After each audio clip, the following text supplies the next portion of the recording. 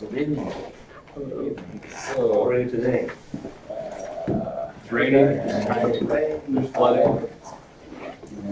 Tired? Better. I'm hungry. Okay. As most of you should know already, we will have a test next time, at the same time, in the same class. And this first test will have about 15%, if I remember correctly. I'll have what? So 15% of the grade, total grade. And this will include everything we learned up to DFT, which is not including discrete Fourier transform, which is kind of optional in this course, but you have only quizzes on DFT and some lab, and this will not be included in the first test, not in the second test. From the second part of the course, we will start learning about systems, and in systems, we will have another test, which is on systems at the end of the semester. Now, today we will be working on all kinds of questions that you might find important for the test. We'll solve all kinds of questions related or close enough to the test.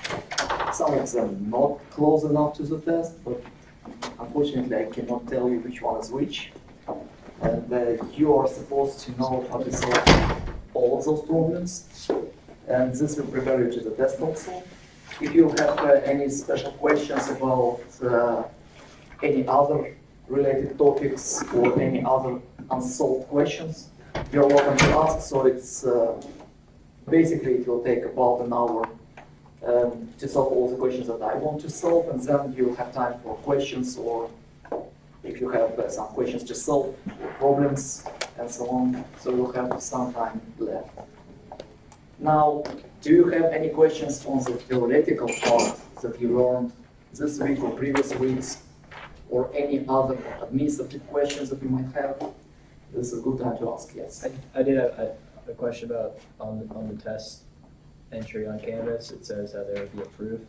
There are a few videos where you did proofs. Would it be one of the ones you've already showed us, or is it kind of a proof that we'll have to be able to? I mean, I'm not asking the exact. Yeah. So obviously I cannot tell you exactly what kind of proof it will be, sure. and what thing you will need to prove. I will show, it might be from the proofs that you have in the lectures, or direct outcome of those kind of proofs, okay? Which means maybe you will need to do like one step in addition to it's that. not going to be some Not thing going that to be completely new theorems that you need to prove. Right? It's something from the lectures and not even from the optional parts. Right. Okay, so it's something which is not stating optional and saying proof. Something of that kind. Sometimes it could be some properties that you need to prove for Fourier transforms, for example, or you need to prove some relation to the property to some specific function, and I'm saying you cannot use that kind of rule from the table. Just show me how you get there without using the table line. Okay. Something of that kind, this kind. Kind of like think intuitively about what you're asking, show it. Yes, so I will show kind of examples. So it could be proof from the lectures as is, or it could be proof from just solving, giving some formula and computing that mathematically. So the proof should be obviously mathematical. It's not like it looks like that, or you're giving me one example, here it works, and then it proves that it should be working for everything. Not that kind of proof. I'm talking about rigorous proof, where you're writing mathematically, or solving integral, or you're computing by the formula, or that kind of proof. Sure. Something mathematical, yes. Any other questions? So the test basically will be built from 4 conceptual questions, which are multiple choice kind of questions where you're given basically 4 different answers, and you need to pick one correct answer. And the questions are not something, in most cases, not always, but in many cases, let's say, you cannot really compute it. Okay, so the answer is not computable. It's just, do you understand what it means or not? It's not about like you really can compute it. It could be given graphically. For example, the function itself could be given graphically, and then you definitely don't know what function that is, and obviously you cannot do any computations on that. But you can say something about the spectrum of the function, or you can say something about some properties of energy of the function, or whatever, right? For periodicity of the function, or many other properties that you learned in that course. So that kind of conceptual questions, you'll have 4 of those. Now, it's horrible idea just to select the correct answer and to leave the page open otherwise, okay? Even if you don't know what to answer and you're just guessing your answer, just write something. For one simple reason, if you write something, even if it is incorrect, I have at least chance to give you some points on whatever you try, if you missed it, right? But if you leave it open, like no answer, I cannot give you more than 0, right? This is the idea. Just don't leave it open. Never, for any question. Write something. Okay? If you write your name, you get 1 point. It's better than 0 points. Just you get something from what you write on those questions. And don't trust that you will guess it right. Okay? Yeah, you can guess like 25%, 1 out of 4, you can guess it right on those questions. But don't trust that you will write it right. I promise I will not reduce points on correct answer and incorrect explanation. Okay? Just write, hopefully something correct, but even if it is incorrect and you selected correct answer, you get all the points. Okay? If you just selected the 1 out of 4 correctly and then wrote explanation which is not exactly right, that's fine. Okay, so write something on all of the questions. On open questions, also, no matter how many times I'm saying that, I will see a few works which are just empty page. And the question is 40 points. So it's just 0 out of 40, which is really bad. So just don't do it to yourself. Just try to write something, even if you don't know how to do that. Just try some ideas, or write how you would solve that if you would do that integral right or whatever. Right? You can write the way to solution. It's much more important to understand conceptually how you will solve it, or the process, even if you don't have enough time, or for whatever reason. Just write something, write the way you would think about the question. How you thought about that question and why you think you cannot solve it right now. Explain. Okay, more you explain, more chances are that you will get higher grade. Even if you don't really know how to solve all the specific details of the question. Okay? Yes? So I will give you formula sheet. So you can bring to the test pencil or pen, calculator, but not graphical calculator, and you can bring any hand notes that you have. So all of those notes that you submitted in the homeworks, now you can bring all of them to the test. Nothing printed. Printed, I mean by textbooks or any other printed in the computer material. Okay? Now, if you have, I remember that I saw a few students who are using basically computer to write hand notes. So you're actually writing the notes in the computer. That kind of thing you can print. Okay, so you can print your own notes with your own handwriting done in the computer, but not somebody else's printed work. Okay, just your own writing, and not something that somebody else gave you, like I don't know, online materials or solved questions or manuals for solved questions and so on and so on. To have many printed stuff that's available online or textbooks. So this one you cannot print.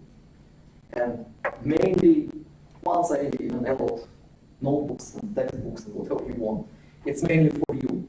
I'm not allowing those textbooks because when you have some textbook in your hands, you have the patience to open it and to start reading. You don't have time for that. Too late. Start reading textbooks. Okay? I just figured it out. Just extract whatever you need from the textbook, write it by hand. Don't start reading textbooks. You have like 1 hour of the test. So you will miss all the possibility to think about the question if you will start reading and trying to find that answer in the textbook somewhere. No answer in the textbook. Those questions are not from the textbook, from any textbook. They're just invented questions. You cannot find it. It's just solved. Right, so just waste of time. Don't even try it. Now, so you will have also one open question, which is basically having, I believe, 4 parts. In that question, and this big question of 40 points, and you need to think from the beginning. Do you want to start with that question, or you want to leave it to the end? Because sometimes you might waste too much time on the first 4 questions, like those multiple choice questions, and then you have no time left. So think about how you want to distribute your time. This is very important. Time management is a test, because the test itself is 75 minutes, right? So the class time. So if you want to start with it, or at least read it first, okay? Read it and think if you can solve it. Or maybe design the process how you will solve it. If you can solve it right away, just maybe this is the best thing to start with last question and not with the first question. Because first questions might be a little bit tricky, conceptual, so on. Last question is more technical. And you saw already that kind of questions in class, so it's more similar to what we saw in the class. That kind of question where you have something to compute, and you need to write all of the formulas, and you need to compute those formulas, and then you need to compute all of those parameters and to answer all kinds of questions, okay? Which is technical thing. You have to do some choices there, and make sure that you align your time schedule of the test to the questions. Because this last question, single question, 40 points out of 100, 40% of the grade. So this is an important question. Totally you have 6 questions, and like 1 open, 1 proof, and 4 conceptual ones. Any questions on the structure of the test? So the proof is worth 20 points? Sorry? The proof is worth 20 points? Proof is 20 points, yes. So each question, I believe, like first 4 questions are 10 points, each one, then 20 points proof, which gets you to 60, and then 40 points is the last one, which is 4 parts. First part, there will be, it's divided like probably 25, 5, and 10 different parts, different number of points. Any other questions? You said that we can bring notes to the test? Yes. Can we also bring the notes that we've taken in class? Yes. Okay. I noticed 2 weeks ago that you posted a video on the lecture whenever we worked out the long problem. Is there any way that you could post the other lectures from class on Canvas? I posted all of the lectures in the class. Okay. So you should have it. Cool. I mean, anything you write with your handwriting, you can bring to the class. Awesome. That's it. Okay, any other questions? So I want to give just a few examples first about conceptual questions. So conceptual questions, generally giving you some graphical representation of different things, showing you some functions for which you might not know the exact analytical representation, but you can get to some conclusions from that function. For example, the question could be from simple conceptual questions. You have different waves. They look like that,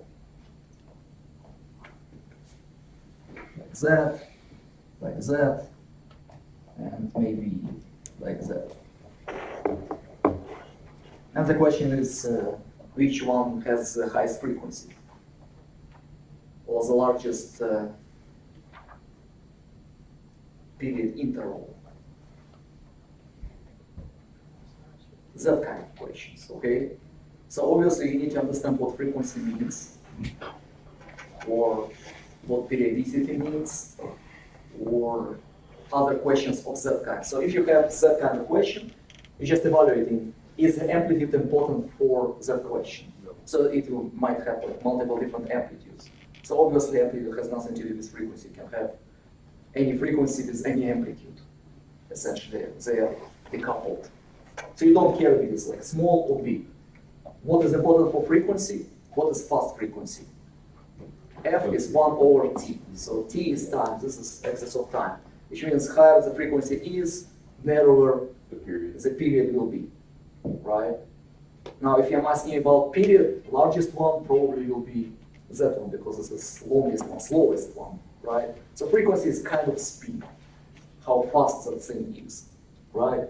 Probably this one will be the fastest one, this highest speed. I mean, obviously it should look like sine wave, but it's difficult to draw it with high amplitude and changing like that. So this wave will have the highest frequency, this wave will have the lowest frequency. That kind of questions. Or you might have some other questions.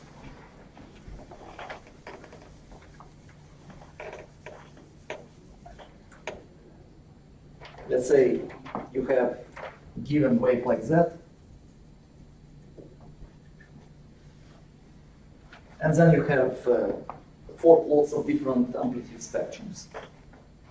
Okay, so can you tell me how amplitude spectrum of that thing should look like?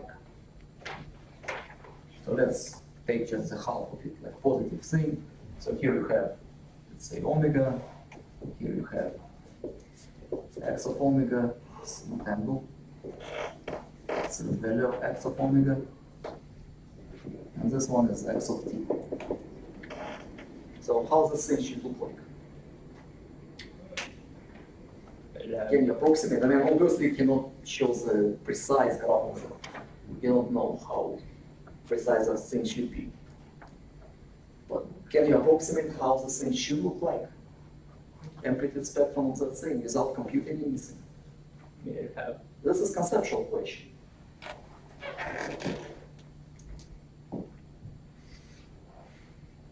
So what main components you see here in the x of t? One big amplitude. You have one big amplitude, and probably kind of close to sine, right? So if it is kind of close to sine, then it has some sine with big amplitude, and this will be the main big thing. And then what else? That's the smaller. And then you have smaller, the amplitude is obviously smaller for the small ripple around, right? Is the frequency higher or lower? Much higher? Yeah. Probably much higher. Looks like noise kind of thing, right? Does it look like precise sine? Not exactly. Does the second thing looks like a sine? Also not exactly. But might be approximated, kind of approximated by some sine or maybe some frequencies around some sine. So what I should put for that sine? If that would be ideal sine, how would that look like? The spectrum of that thing without any noise, without anything, just single sine. You have an amplitude. You have specific amplitude, which is probably that. This is the amplitude, right? And what I need to put here, how it will look like here, just for the sine part. So what is the transform of sine wave? Fourier transform of sine, what is that? How many frequencies you have in sine? One. You have one frequency in sine, obviously, so how it should look like? It's a frequency, the one frequency, you have only one of them. On, everything else is off. You have one bar. You get one delta. Yeah. This is what it is. This is why sine is transformed into delta in frequency domain. Now, you can compute the frequency, but you don't have to. It will be somewhere here. It's kind of low frequency, somewhere here maybe. So this is your ideal sine. And since this one is not exactly ideal sine, probably it will look like that, something of that kind. Something. Right, so it goes up to some specific amplitude. Okay, and then it goes down within some range of frequencies. But all of those frequencies are low. Okay, now to that component of sine wave, you are adding the component of tiny sine waves. So how the second part will look like in frequency domain? So obviously it should be somewhere here, farther, right? To that side. Is it okay? Is it clear what I'm saying? Yes, it's higher. This thing will be faster frequency, obviously higher frequency, should be somewhere here. Farther to the right, not to the left. Then you also need the same thing to the left, but I'm drawing only the right part. It's symmetrical with regard to the axis y. So you will have something here, right? What will be the amplitude of that thing? Like that, or lower, higher? Lower. So you will have something like that. So if it is ideal sine, it will be just something like that, but probably it's not ideal, so it will look like that.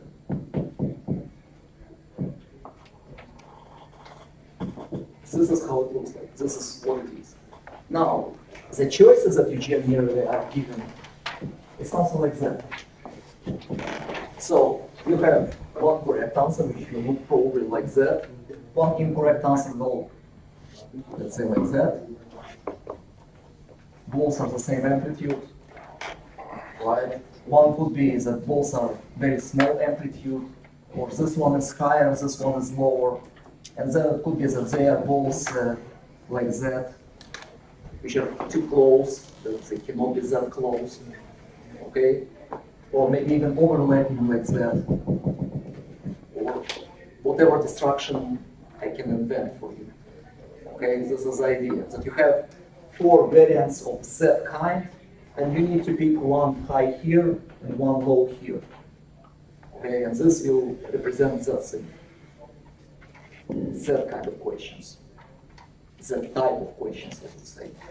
Okay, so you have multiple possibilities here and multiple destructors that we may find in that kind of questions. Any questions on that? Those also conceptual questions, multiple choice type. Any questions? Okay. Let's see other type of questions. How about periodicity? That kind of function.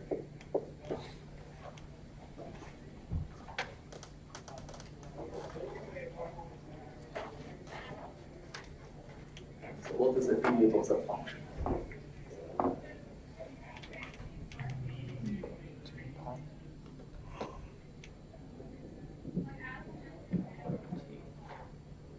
You need to guess something, obviously.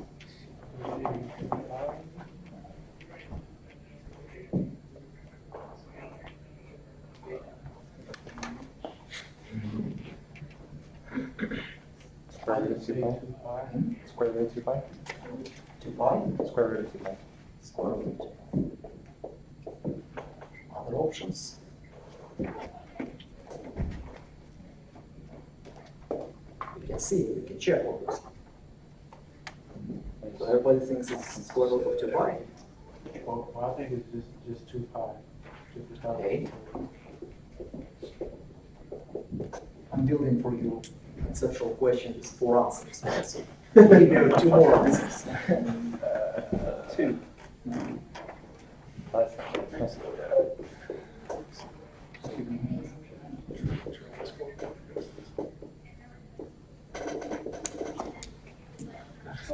like that. Allow the answer. Oh, yeah, right. Yeah, that's what I'm going for. What did it change? Any other answers? Like functional Does T periodicity. increases or like stretch out? No. So how do you know? Which one? So periodicity is defined like that. So you have x t plus t should be equal to x of t, which means that you add into that t plus whatever you decided here, it should give you the same thing. Like that. So if you take cosine t plus, say, square root of 2 pi squared. You are asking, is that the same thing as cosine of t squared? Then this is the period that you want, if this is true. Okay, you can compute it, of course. You have cosine t squared plus twice t square root of 2 pi plus 2 pi squared. Right? Now, No, No, it it's would not just be square. 2 pi. It's just 2 pi. Right? By it's not squared, root. it's just 2 pi. Yeah. Okay. Now it will be cosine t squared plus 2t square root of 2 pi.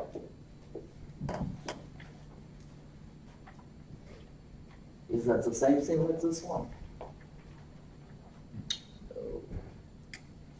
No. Doesn't look like. Of course, you can try like cosine of theta 1 plus theta 2, and then you'll have that thing as something like that. You can go further if you wish.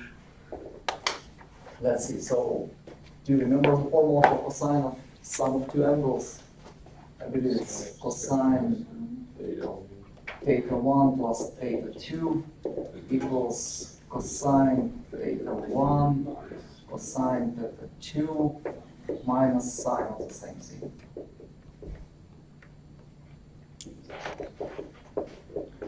Something like that. Right? You have your formula. Okay, cosine of t squared times cosine 2t square root of pi minus sine t squared and sine of 2t to pi goes nowhere.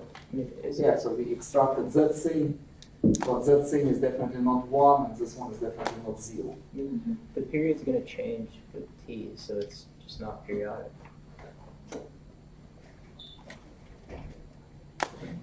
None of the above None of was the above. correct answer. Yeah. Now, it demands you to visualize how it should look like. You cannot say that just by guessing numbers or whatever and then trying all those things. Try to think how cosine of t squared looks like. So you know how cosine of t looks like, right? But t goes like that, so it becomes faster and faster and faster and faster. Speeds it up, so It speeds up with linear time. So time is going linearly, and now it's going as square of linear. So how it will look like, the cosine itself. close to 0, it'll be slow, and then as t increases the So frequency. yes, so it basically you can think about that as cosine Or less than 1, I should say. of t times t. Yeah. Okay, and this is your omega. So your omega is changing, starting with 0, like 0 frequency, and then becomes higher and higher and higher and higher, so frequency is growing all the time. So it becomes faster and faster until it gets to really fast stuff. Okay? Obviously this stuff is not periodic. So it gets like that. It starts really, really slowly, and gets faster and faster and faster until it gets to something really fast. So this thing obviously visually cannot be periodic. So nothing to guess here. Visualization of functions is part of the course, so it's very important that you will see before you compute it. Okay? Otherwise you'll just waste your time on all those formulas, and time is important thing here. So the test is again only 75 minutes. You don't have time for checking that stuff. Just visualize first. Think if you can guess from your visualization, like how this function looks like, how this function looks like. Then only start to guess the period. Maybe the period is not there. Maybe it's not periodic at all. And most functions of that kind are not periodic. Pay attention that if it will be like cosine square of t, then it's periodic, or cosine whatever power of t is periodic. So if you're taking periodic function, like time is changing periodically, and put it in any function, like ln of cosine, for example, it's still periodic. If argument itself is periodic. But if argument is not periodic, in most cases the function itself is not periodic. Okay? So those questions could be a little bit tricky.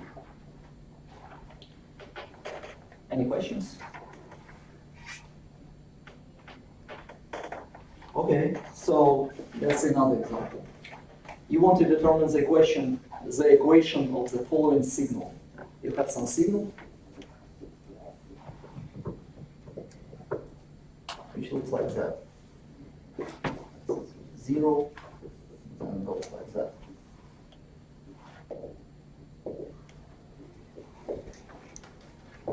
t starts minus 2, goes to 2, 2 minus 2. Okay.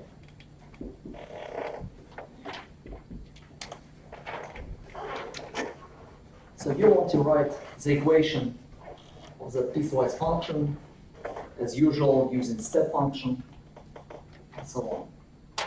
Now, can you tell me what is the equation of that line between the point minus 2 and 2? Y equals X. There is a problem with y and x because we are using x and t. X equals T. So it's x of t equals t. It's again, we are trying to trick you a little bit more with different notation. Instead of using the standard algebraic notation with y and x, because unfortunately in signals and systems you have y as output of the system and x as input of the system. So this is standard notation for us. So we have to use t as time variable. Okay, so how can we write that kind of thing? We can write that in multiple different methods actually, but let's pick one. We need to divide that in multiple sections. And how many sections we have? So we have totally 3 sections, and also our key points, right? Minus 2 and 2. Now, what we will have between minus infinity to minus 2? X of T equals minus. It will be negative 2 times our step function of some kind, or difference of step functions. What kind of difference or what kind of step function?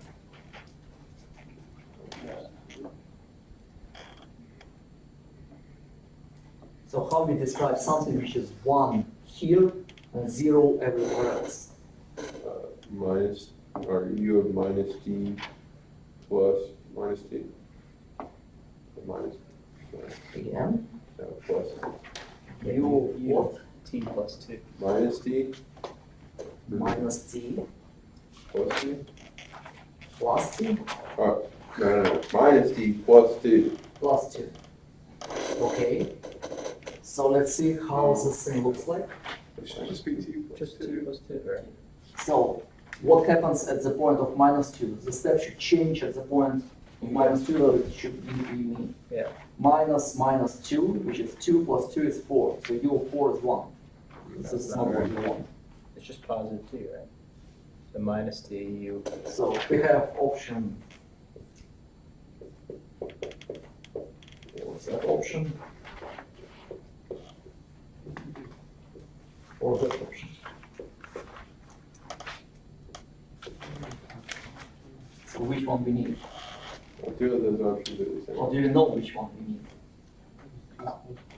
So we know that the changing point is minus 2, which means that if I'm replacing t with minus 2, the inside part should be 0 somehow. So where it is fine. The So if I'm putting it here, it's minus minus 2 plus 2 is 4. So not this one. How about this one? Minus 2 plus 2, fine. Minus minus 2, minus 2, it should be different. So it's minus minus plus minus. So minus minus 2, it's positive 2 minus 2, good enough? No good. So which one out of those? I like the second one. Why second? Because the larger, on the third one, if you get anything over minus 2, it's going to become positive. It's going to be a 1, right? So you're just checking what happens with minus 3, for example. What happens with minus 3? If this one is minus 3 plus 2, it's u of minus 1, which is 0. And this is what we don't want. We want that thing to be 1 here, and 0 here. So Right? So you need that. Yeah. Because you're going to flip it. That's close. So negative sign basically flipping the function, right, left, right. Step. So you're flipping that with minus sign and subtracting 2. Now this one sometimes is tricky because when you flip in the direction of the function, you're shifting now not to the right with negative number addition, That's but what to it the left. Okay, this kind of flips the intuition behind it, which way it goes. So you need Minus t plus 2. minus t minus 2. Okay, so this will give me that number minus 2 up to that point. Now I need Oh, yeah, okay. to add to that the second interval, which is t times what? Now I have multiple things to write here.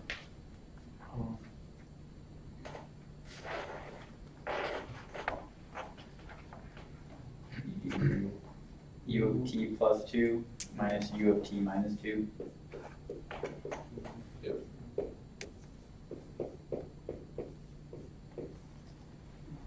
Do you agree? So, u of t plus 2, what is that? This is steps which is moved to the left by 2, right? So it should look like that. The second one is here. This one is shifted to the 2 here, so it looks like that. Okay, the only difference is between those two. You have to flip that to the second. Or no, but you're subtracting, so yeah. Okay. So you're subtracting from the red one, you're subtracting the black one. But I mean, you could add the second term and then flip the step function, like we did with the, like if you reflect the step function. You can, and add. and you can even multiply them. Yeah. But this one is minus t. So you couldn't add, you'd have to multiply there. Right. Okay. Yeah. Right. You can multiply those two, but this one is flipped with minus t plus 2. Right. Yes, and then this will be the same. But this one is more convenient because we will have kind of on-off relations and addition of multiple terms. So it's more convenient in that sense. Okay, plus, what is the last thing? 2 of ut It's plus 2 2. of u t minus 2.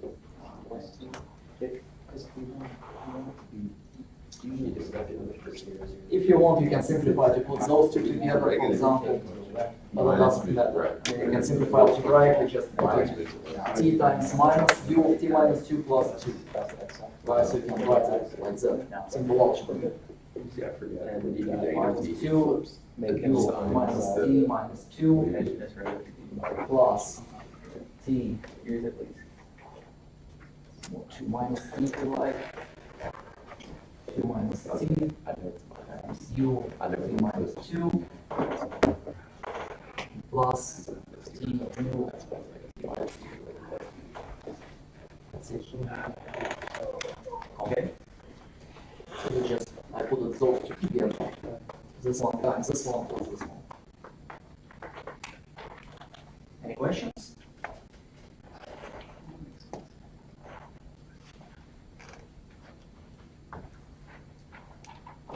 So the question for this, like, get to that final equation, there would just be like a list of the final equations we have to, so that'd be like a possible Yes. question. Part of the question. Sometimes you need to do that to find maybe some transform of that or whatever. Any other questions?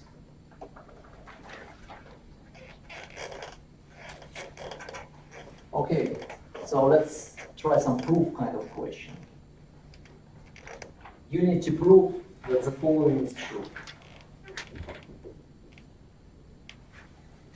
We have transform cosine omega 0 t equals pi divided by x with value of omega 0 times delta omega divided by omega 0 minus 1 plus delta omega divided by omega 0 plus 1. And you obviously cannot use direct table transform of cosine omega 0 t. But you can use any other properties you want, including cosine of t, including all the properties of delta, including all of the other properties of Fourier transform, shifting, scaling, whatever you want. okay, from the table. You don't have to prove them. But you need to prove that this is true, and I'm not sure in the table you have that kind of formula directly anyway. Now, how do you start to think about that? So, in the table you can use the following properties.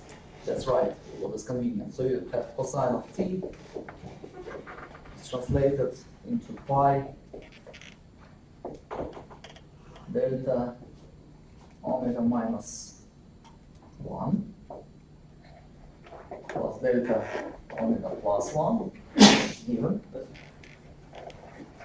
You can use some other properties like some transform of AT is transformed, just reminder.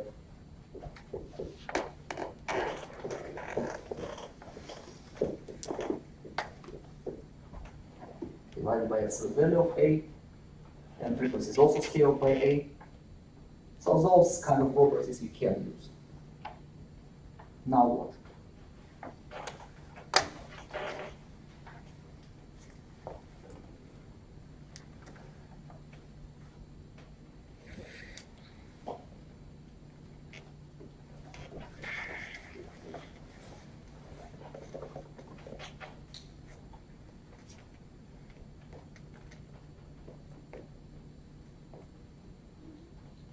Don't you want to blend them together? So what is the difference between cosine omega 0 t, which is constant number multiplied by t, and cosine of t? I mean, yes, we have the time scaling. So this is just You have a scale. time scale of A. by omega 0. Yeah. Right? Omega 0 is just some number, whatever it is. So using both properties together, you assume that A is your omega 0. That's it. Okay, so let's see what happens. So cosine of omega 0 t will be transformed in 1 divided by absolute value of omega 0, which is the absolute value square. So here A equals omega 0. Right, and I'm using that thing, so I'm dividing by absolute value of that thing, and then transform, which is here, where each omega will be replaced with omega divided by omega 0. Right? So it's delta omega divided by omega 0 minus 1 plus delta, again, omega divided by omega 0 plus 1. And basically, it should be pi, of course, from here.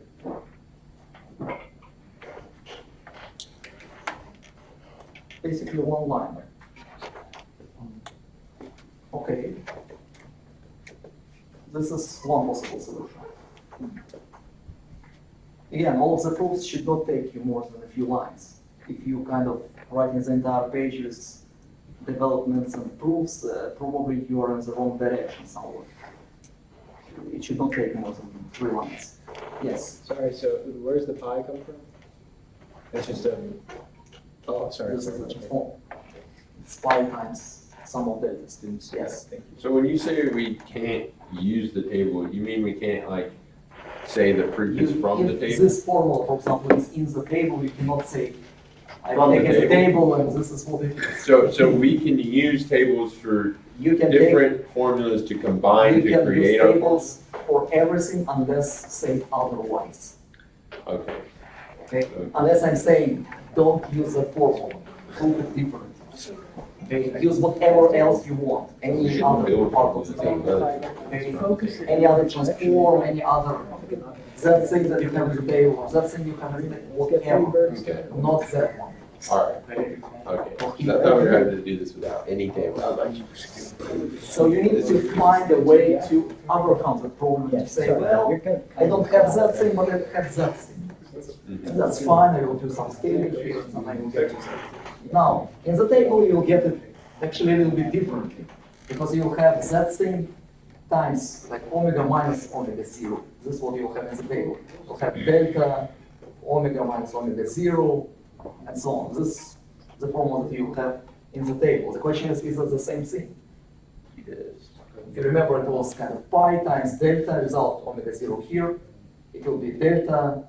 This is the transform that you have in the table for that thing, right? For that thing, it will be basically pi, if I remember correctly, it should be pi delta omega minus omega 0 plus delta omega plus omega 0. Something like that. This will be all have in the table. Now the question is it the same thing?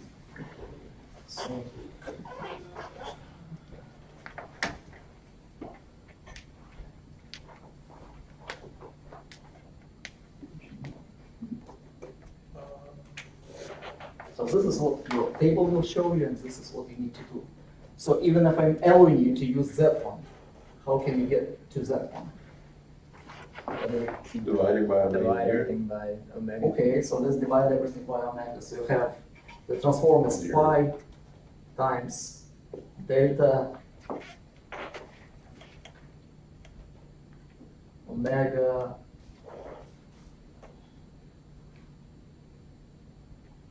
pi times omega 0 minus omega 0 divided by omega 0.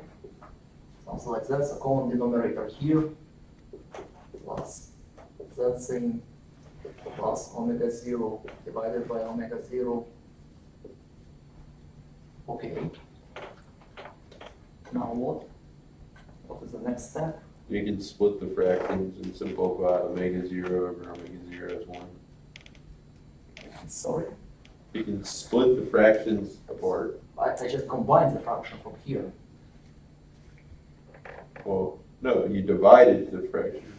No, I made common denominator, which is omega 0. I just multiplied and wrote, instead of 1, I wrote omega 0 divided by omega 0. I made common denominator. So I want to get from that one to that one. Like, from that one to that one. This is what I'm looking for. Yeah, I we're want to going get I from thought we were this going the one other way around. to this one. Yes. Okay. You just multiply that by omega 0. So you want to multiply what? We just divided by, yeah. This is just parameters inside of the delta, right? So you cannot just divide and multiply by whatever you want. This is just argument of the delta function. And this is argument of the delta function. We can scale it by 1 over omega 0, How? and then it would. You need to remember properties of delta. Oh, yeah.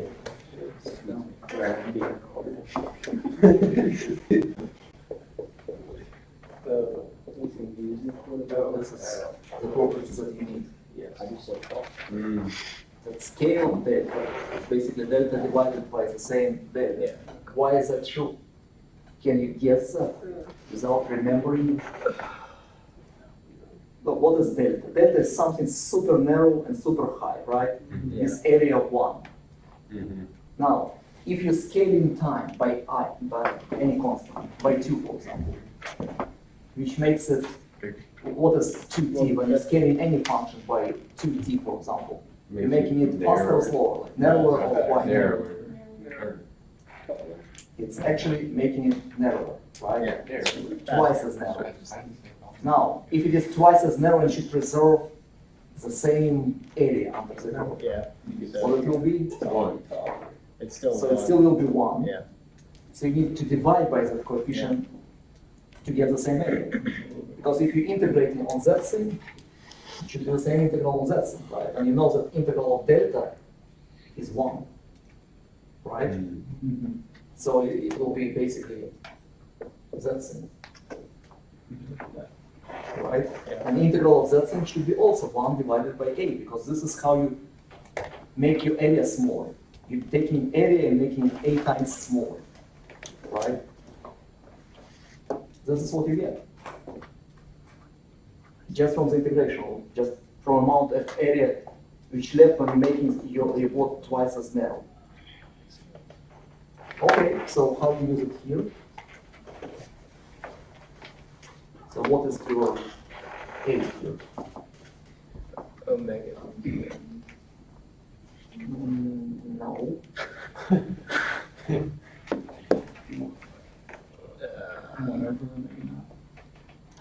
value A is 1 over omega. Right, yeah. Then, because then you multiply them, yeah. Because you're dividing by omega 0, not Right. multiplying. Right. It doesn't matter if it is time or omega, in that case it's just variable. Whatever the variable is, you can replace this one with omega, this one with omega, the same thing. It's just a function of any variable.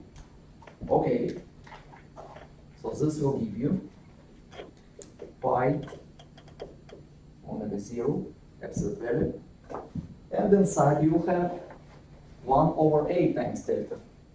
And why 1 over a in absolute value is omega 0 absolute value, right? Mhm. You get absolute value of omega 0 delta omega minus omega 0 plus absolute value of omega 0 delta omega plus omega 0. That's it. Those cancel in with this one.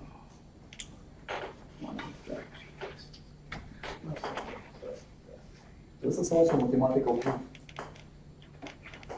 Okay, this is short, but to get to that, it's kind of tricky. It's not trivial. Okay, this is why I'm showing it to you. That you will have something simpler than that. Nice. Because here you need to remember something, and if you need to remember something, I'm also giving you that in the question itself.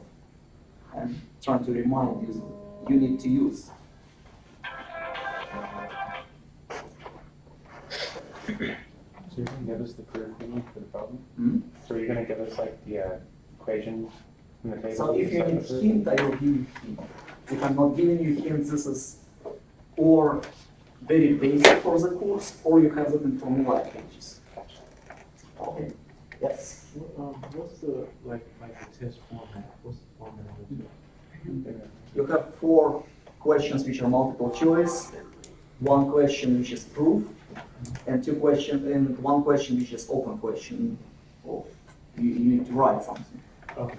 to find something, to compute something. The more technical ones. The first 4 questions are more conceptual, which are more kind of, do you understand the material of the course kind of questions. 1 proof, which is something of that kind, or one of the proofs that you have in the lectures. And 1 question is more elaborate work with solid stuff, but more technical. Also something similar to what we see in the class. Any other questions? Is it completely open source? All your handwritten stuff. It's a joke game.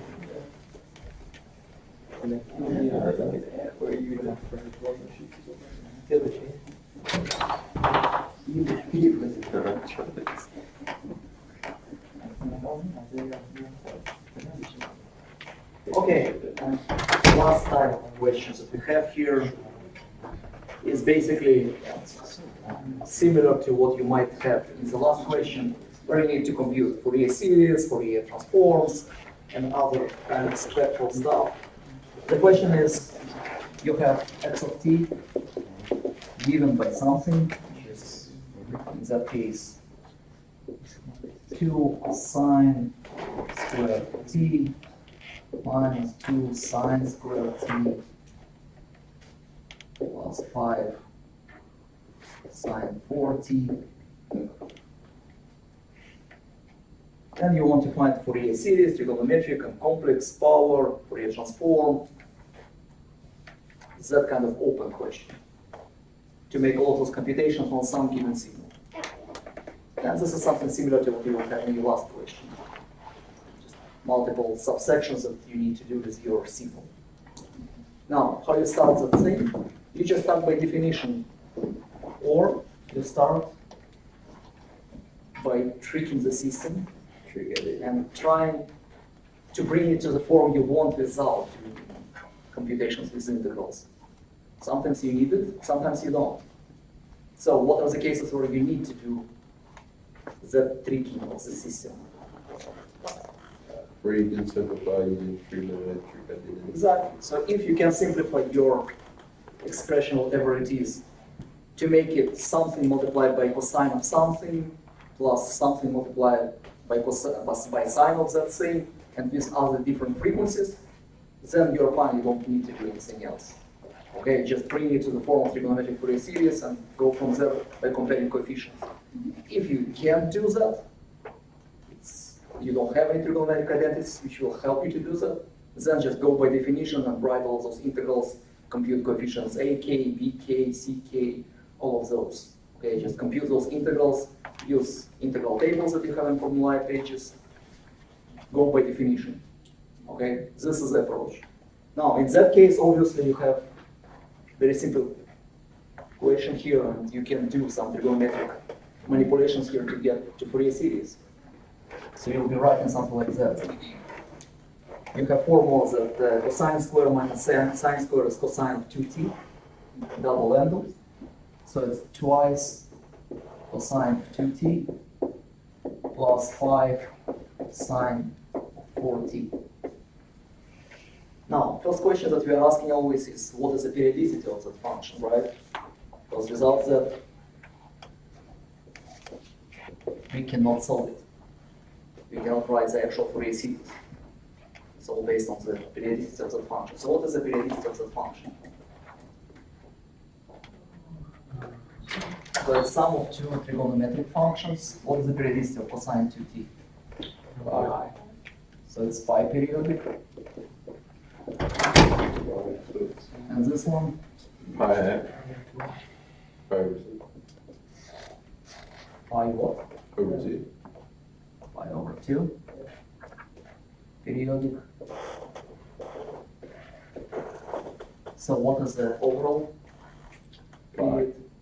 Overall period is pi. The largest one. Generally, this is the case if you have two functions, just the biggest one. Okay, so first we start with trigonometric Fourier series. It's already written as a form of trigonometric Fourier series, but let's write them as is. So x of t, by definition,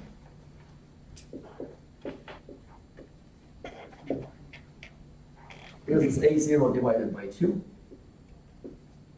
plus sigma k equals from 1 to infinity ak cosine.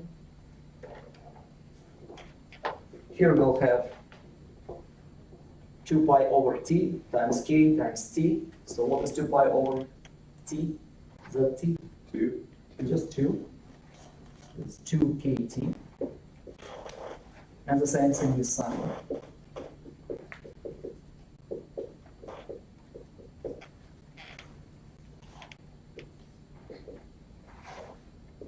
So it's a0 divided by 2 plus, let's start with 1. Okay, so it's a1 times cosine, k equals 1, so it's twice t, plus b1 sine twice t, plus a2 cosine. Again, k equals to 2, so it's 4t, plus b2 sine 4t, and so on.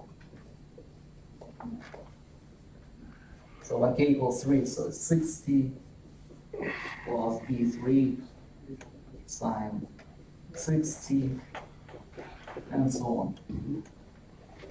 It's a good idea always to write it explicitly for those specific parameters of t and that specific parameter of k. Okay? Obviously, this is infinite series, right? So you cannot write it all, but you can write a few terms from those series, and then you will understand the pattern. Basically, the pattern is that the index of the coefficient is that number divided by 2. This is the pattern that you need to guess from here, to see from here.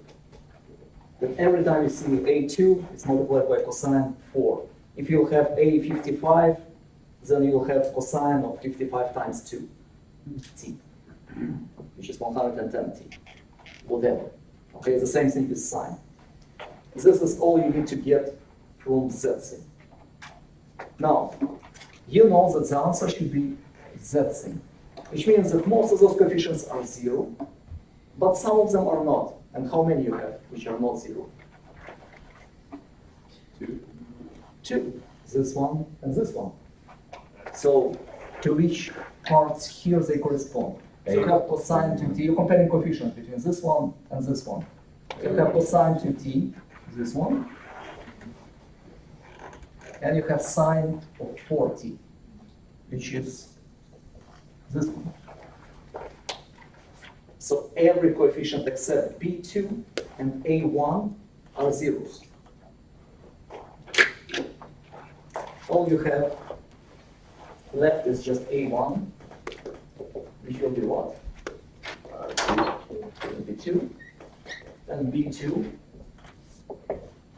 will be 5.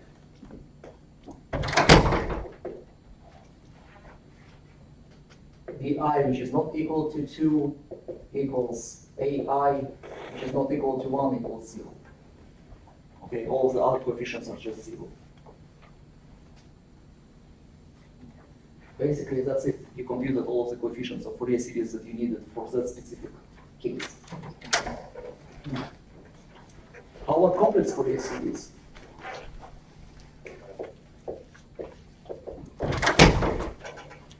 Complex Fourier series, you're just replacing every cosine and sine with Euler formulas, which are giving you exponents. So this is what you get. X of t in that case will be from minus infinity to infinity, ck, and exponent of j, k,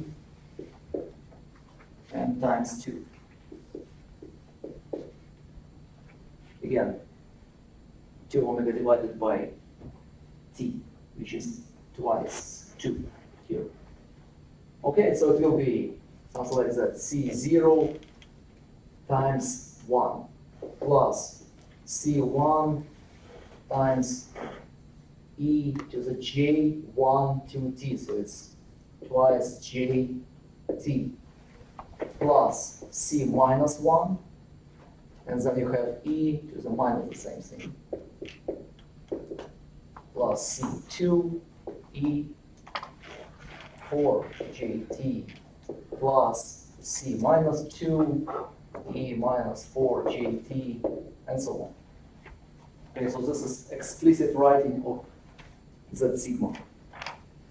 And I always recommend to do that, just to see the bottom. Now, I want to write z thing the same way.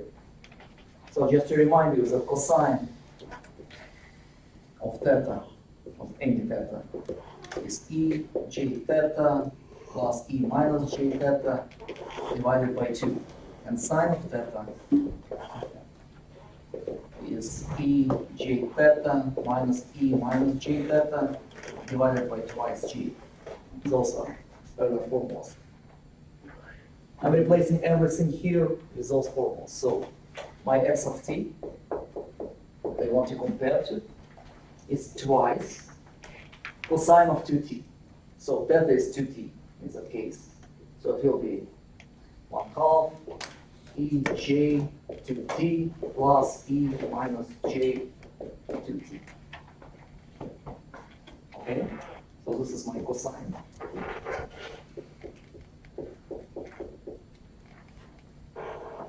Plus 5 times sine. And sine will be something divided by 2j.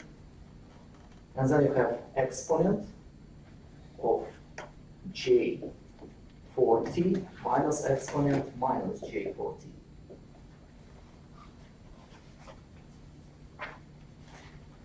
Okay, so this 2 will cancel with this 2. And I will get something like that. E to the j 2t plus e minus j 2t plus, now 1 over j is minus j, right? So 1 divided by j equals minus j. So I can multiply here by minus j. So it will be essentially minus.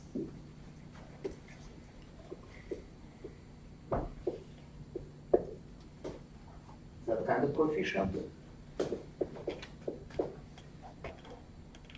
Okay, so this is 5 divided by 2j, which is minus 5 divided by 2 times j, multiplied by first exponent, and then plus 5 divided by 2 j exponent is minus j for t.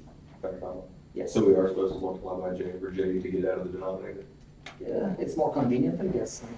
That's what I did in the homework, and I guess that's my. You can leave it here, like minus 5 divided by 2j, and here plus 5 divided by 2j. But after all, you will need to write what ck is. Right. So you can leave it as this, like something divided by j, which is also a complex number, obviously. Right. But this writing is more convenient, in my opinion. Okay. It's easier to see what coefficient you actually have. Okay, so let's compare coefficients. What is C0? Do you have any? No. So it's 0. What else we have? Let's see what we have. So we have exponent of positive j to t. So it's this one. Right? We have the same thing with negative, which is that one. We have something with positive j for t, which is that one. And negative j for t, which is this one. Okay?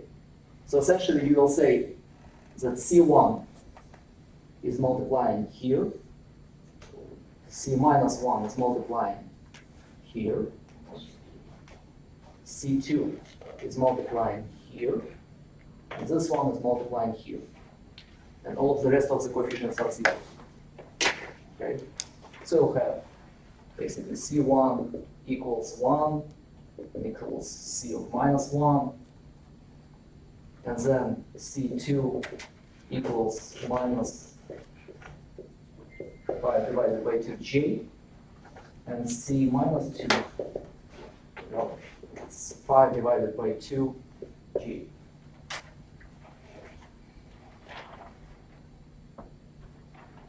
Everything else is 0.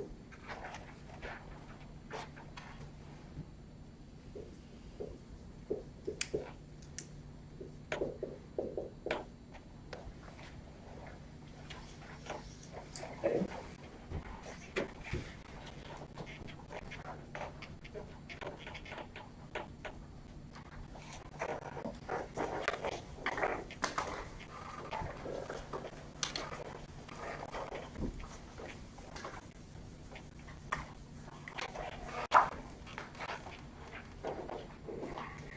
Any questions so far? Okay, so next part, we'll be asking about finding, for example, power of that system, total power. Obviously, you can compute integral of that thing squared if you want. And that's very, I'm not sure if this is a good idea. Much easier to use Parseval theorem and then just to add all the absolute values squared of those C coefficients in that case. In some cases, it's easier to use integral. So let's see. Well, yes. In the homework, I was doing this setup, but when they have the same exponent, one with the j and one without j, when you write that, You put them all together. right? So it would be like in a Yes, so if you have, for example, plus J. something multiplies j for t, and then you have something with j and something without j, you get both numbers together as a single complex number. Okay. And this will be a c coefficient of whatever c. Like it represented like a plus jb. Yes, a plus jb, exactly. Okay, so using Parseval theorem, we just adding all of them together. P equals 1 square plus 1 square, which is coming from those two. Okay, c of minus 1 and c1 plus this one squared plus the same thing positive squared. It's infinite. Pay attention that j disappears because this is absolute value, right? So it's just 1. And then you need to compute whatever it is, which is 2 plus twice 5 divided by 2 squared, which is 14.5. So revisiting the same question with the a plus bj format when you start doing the power. Yes. Then you will make the same thing. You will have here a plus bj, absolute value squared, and then this will be a squared plus b squared. Just a squared plus b squared? Yes, Okay. I think it is. just coefficients squared. Because this is basically absolute value square root of a squared plus b squared. It's Oh, okay. right? Then I did. So when you're doing that squared, you just Right, right. Okay. squaring the square root, Okay. and you get a squared plus b squared. Yeah. Just making sure that. Okay. Any questions on that one? And then Fourier transform. How you make Fourier transform of that kind of thing? Look at the table. Look at the table, exactly. This is exactly what I do. So your x of t, you have x of t, which is twice cosine 2t plus 5 sine of 4t. So this one is converted to pi delta omega minus 2 plus delta omega plus 2. And plus the second one is 5 pi because of the linearity. So I'm converting first of all cos cosine, and then I'm multiplying by 2 because of the linearity. The same thing I'm doing with the second one. I'm converting sine using the table times 5, and then because of the linearity I can add them together. Like that. Okay. And the same thing here. So it's delta omega minus 4 plus delta omega plus 4. No, it's sine, so it should be minus here.